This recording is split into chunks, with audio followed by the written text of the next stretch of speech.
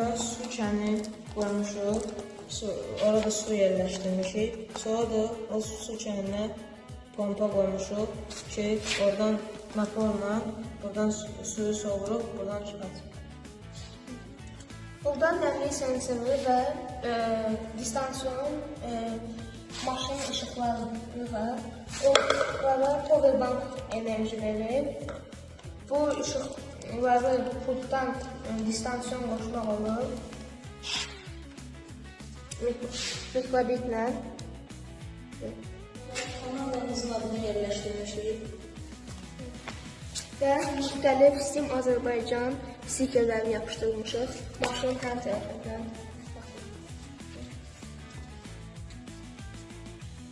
Gəlin maşının girişinə baxaq.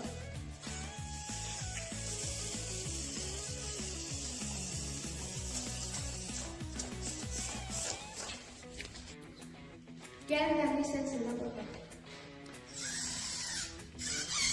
Gördüyünüz kimi, nə ola kimi siqnalizasiya edir.